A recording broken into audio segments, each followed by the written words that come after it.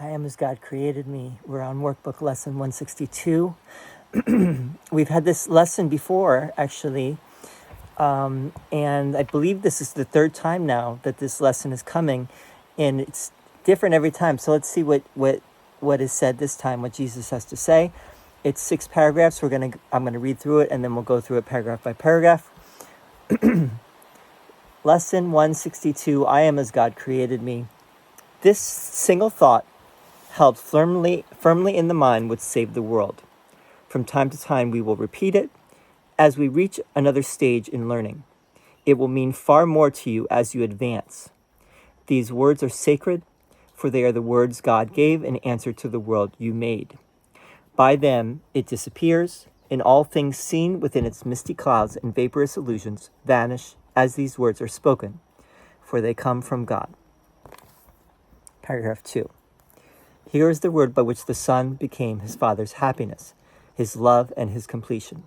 Here creation is proclaimed and honored as it is. There is no dream these words will not dispel, no thought of sin and no illusion which the dream contains that will not fade away before their might. They are the trumpet of awakening that sounds around the world. The dead awake in answer to its call, and those who live and hear this sound will never look on death. Paragraph 3. Holy indeed is he who makes these words his own, arising with them in his mind, recalling them throughout the day, at night bringing them with him as he goes to sleep. His dreams are happy and his rest secure, his safety certain and his body healed, because he sleeps and wakens with the truth before him always. He will save the world because he gives the world what he receives each time he practices the words of truth. Paragraph 4. Today we practice simply, for the words we use are mighty, and they need no thoughts beyond themselves to change the mind of him who uses them.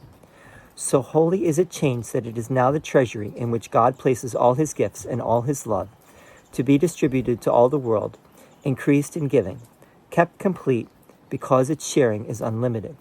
And thus you learn to think with God. Christ's vision has restored your sight by salvaging your mind. Paragraph 5. We honor you today. Yours is the right to perfect holiness you now accept. With this acceptance is salvation brought to everyone, for who could cherish sin when holiness like this has blessed the world? Who could despair when perfect joy is yours, available to all as remedy for grief and misery, all sense of loss, and for complete escape from sin and guilt? Paragraph 6. And who would not be brother to you now, you, his Redeemer and his Savior? Who could fail to welcome you into his heart with loving invitation, eager to unite with one like him in holiness? You are as God created you. These words dispel the night, and darkness is no more. The light has come today to bless the world. For you have recognized the Son of God, and in that recognition is the world's. Short and sweet. Let's read through it again. We'll talk about a little bit about the calling it the nuances, right? The God in the details, right? We look a little bit more closely. What is Jesus really saying? I am as God created me. We can even get into, why is he saying it like this as opposed to that, right? Sometimes he uses language in a different way. He's saying the same thing, but he's using it in a different way. So we could talk about that as well. All right. So paragraph 1, this single thought, I am as God created me, held firmly in the mind, would save the world. All you need is this thought. I am as God created me. It's the only thought you need. This is really the atonement principle, right? The atonement principle is the fundamental principle, the key principle of the entire course. The entire course basically rests on this one principle, and this principle is, I am as God created me, right? God has never changed. I have never changed. I am still the same. I have never changed. God is love. I am still love. God is whole. God is completely unified. God is a unified whole which has no opposite, and that is what I am. I have not changed. God has not changed, and therefore I have not changed. It's a very important principle, and this is the one idea that you need, right? That if you really took this to heart, this would completely change everything, right? This would transform your entire life if you really took this one idea to heart. From time to time, we will repeat it, right? So he's already used this as in two lessons now. He's used this before. That's why he says from time to time we will repeat it. We're going to remind you, because this is a very important one, as we reach another stage in learning, right? So we've reached another stage, and now he's bringing it in again in this new stage that we've entered, right? We've done 4 reviews already. Now we're in a stage where Jesus isn't even telling us how many minutes to do a lesson anymore. We've gone beyond that now. He's not saying do it for 5 minutes, do it for 10 minutes. He's saying do this morning, evening, morning, throughout the day, and evening. All day long if you can. It will mean far more to you as you advance. These words are sacred, for they are the words God gave in answer to the world you made. Right, so this is God's answer. Right? This is the one sentence. If you had to put it in one sentence, this is the one sentence that is the answer to the world we made, which is a world of duality, which is a world of separation. By them it disappears, and all things seen within its misty clouds and vaporous illusions vanish as these words are spoken, for they come from God. Okay, so if you take these words to heart, if you understand, if you feel as if they are sacred, and if you feel as if these are God's words, it can help you even more, right? God doesn't really speak words. God doesn't have words. God doesn't have concepts. God doesn't even ultimately know about the problem, because if God knew there was a problem, then there would be a problem, right? But there really is no problem in reality. It's only from our perspective there seems to be a problem, right? So this is the answer to the problem that we have, not God's problem. God does not have a problem. Paragraph 2. Here is the word by which the Son became his Father's happiness, his love, and his completion. Here creation is proclaimed and honored as it is. There is no dream these words will not dispel, no thought of sin and no illusion which the dream contains that will not fade away before their might. They are the trumpet of awakening that sounds around the world. It's a beautiful image. This whole paragraph is very poetic and very lovely. The dead awaken in answer to its call, the resurrection of the dead, right? And those who live and hear this sound will never look on death. So this is also the way to immortality. This is the way to realize that you can never die, right? Because you are still as God created you, and that's forever. That is your true reality. The reality which you think can die, the quote-unquote reality which you consider to be yourself right now and which you think can die, is not your true reality. Anything that can change, anything that is not permanent, is not your true reality. In that is mortal. But anything that is eternal, that never changes, is beyond death, is immortal. Paragraph 3. Holy indeed is he who makes these words his own. Right? So if you make these words your own, you are holy. You have attained holiness. You're holy anyway, even if you don't, right? Holy indeed is he who makes these words his own, arising with them in his mind, recalling them throughout the day, at night bringing them with him as he goes to sleep. This is also an echo of something that's in, I believe it's in either Exodus or Leviticus, where it says you shall wear this as a sign between your eyes. You think of them when you rise up and when you go to sleep. Jesus is saying the same thing. You remember this idea all throughout the day, from the time you get up to the time you go to sleep. This is the most important thing in your life, right?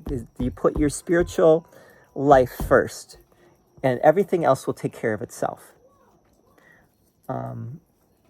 His dreams are happy and his rest secure, his safety certain, and his body healed, because he sleeps and wakens with the truth before him always. He will save the world because he gives the world what he receives each time he practices the words of truth.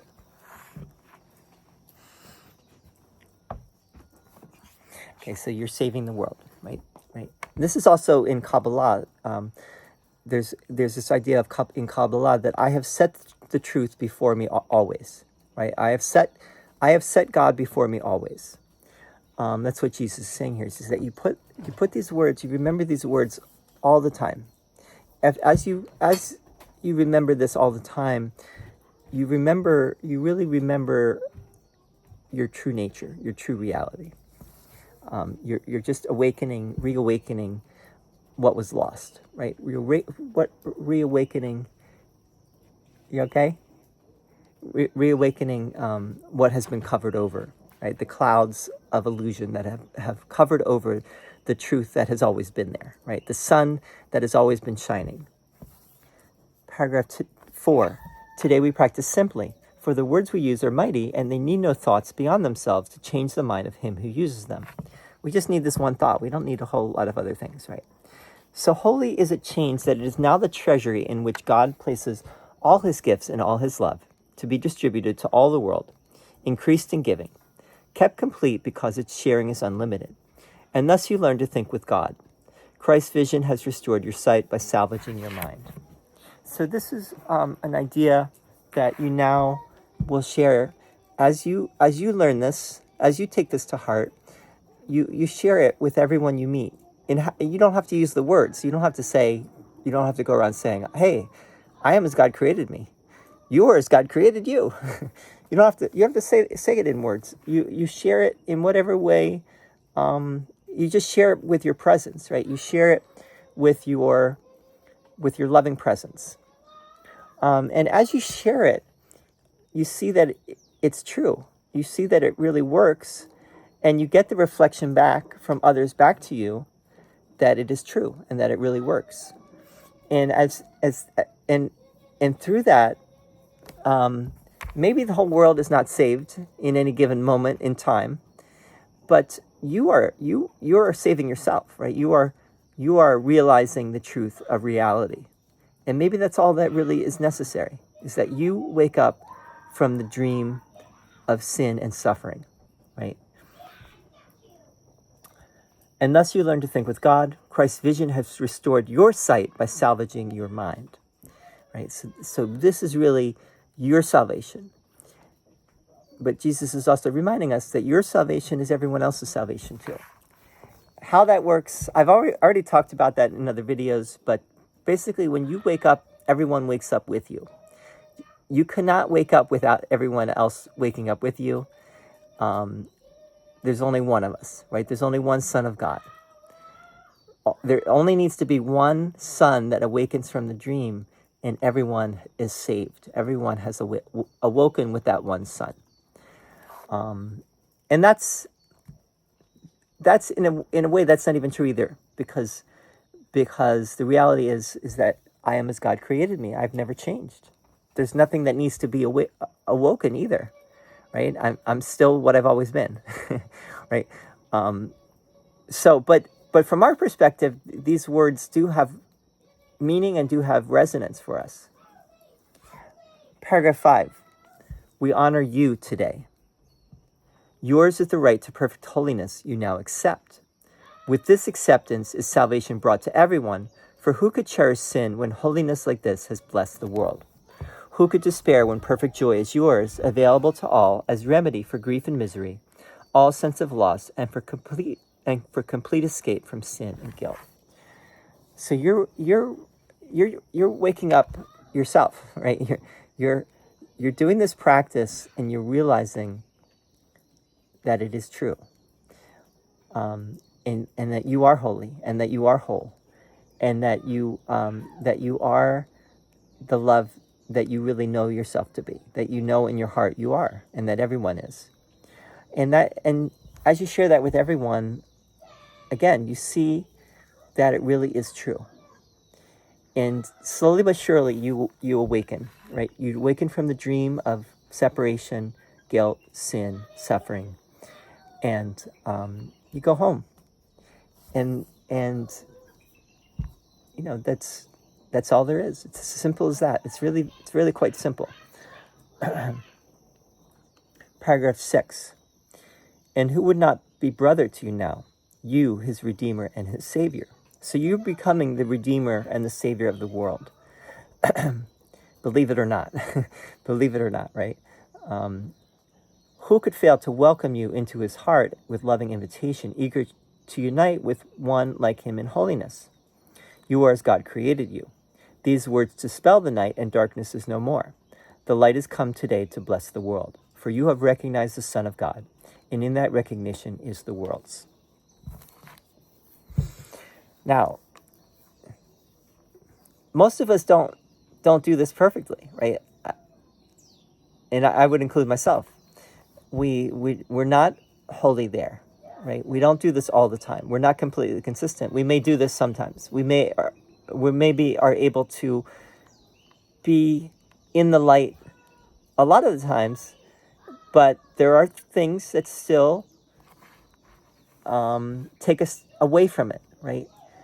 And so we're not wholly consistent. But if we were wholly consistent, at least in theory, from what Jesus is saying, we would be the light that redeems everything. Now, again, though, we might not change the world. We might not change everyone's mind, right? Just by our simple loving presence. That might not happen, right? But the main thing is that you feel the effects of the practice. That's the main thing here, is that you see how this works and that this works. That is really the important thing. Nothing else really is as important. But I will also say that if people around you are unhappy, if people around you are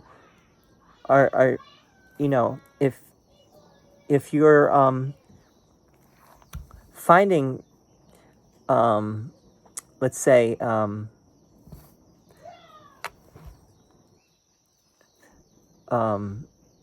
difficulty and chaos and confusion and grievances with people in your life, that's something you need to look at, right? It's something where you need to look into your own heart and mind and ask yourself, how am I responsible for what is happening here? And you may find that there's something that you need to shift yourself, right? A lot of times we try to make it someone else's problem. It's like, that's their problem. It's not my problem, right? That's not anything that I did. But it actually may be that you could step up, right? There's something you could do. There's something you could change, you could shift. Maybe some thought in your mind which is not in alignment with what Jesus is saying here, and you need to shift that thought. You need to shift that attitude that you have, whatever it may be. So anyway, I hope this was helpful. I am as God created me. The one thought that can save the world. the restatement of the atonement principle. And then tomorrow's follows suit. And it was part of what Jesus was just saying. It's there is no death. The Son of God is free. And we'll see you there. That's lesson 163. We'll see you there very soon. Thank you so much for tuning in. Hope this was helpful. Let me know. Thank you, those of you who have been tuning in and listening. I appreciate it. And we'll see you very soon. Bye-bye.